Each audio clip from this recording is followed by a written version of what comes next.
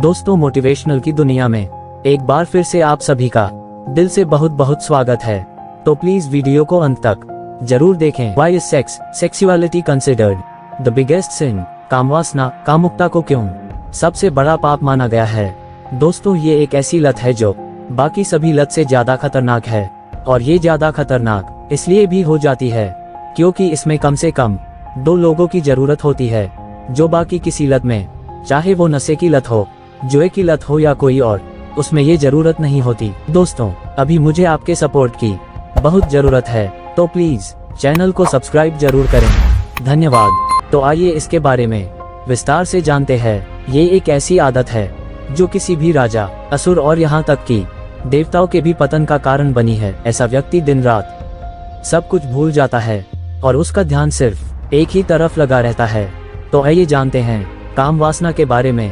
दिन रात सोचने से क्या होता है? चाणक्य नीति में कामुकता के बारे में विस्तार से बताया गया है।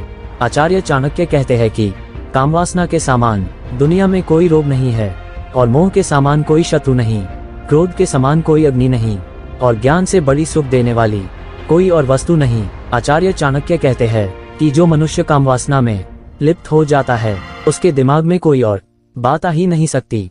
वह औरत हो या पुरुष, उसके दिमाग में हमेशा विपरीत लिंग के लिए ही भावनाएं जागृत होती रहती है। आचार्य चाणक्य का कहना है कि कामवासना आपके शरीर तक रहती है तो ठीक है, लेकिन जब ये आपके दिमाग पर असर करने लगती है तब आपका विनाश शुरू हो जाता है। ऐसा पुरुष या फिर स्त्री पर पुरुष की ओर भी आकर्षित रहते हैं, और इससे उनके दाम्पत्य जीवन पर भी असर पड़ता है। इसके बाद चाणक्य समझाते हुए कहते हैं कि शरीर के किसी भी अंग को अगर बहुत ज्यादा महत्व देना चाहिए तो वो हमारा दिमाग है, और इससे अलग कोई नहीं। चाणक्य नीति की तरह ही ययाति ग्रंथ में भी कामुकता के बारे में उल्लेख मिलता है। इस ग्रंथ के अनुसार राजा ययाति 1000 वर्षों तक भोग विलास में लिप्त रहे, लेकिन इसके बाद भी उन्हें तृप्ति या शांति नहीं मिली।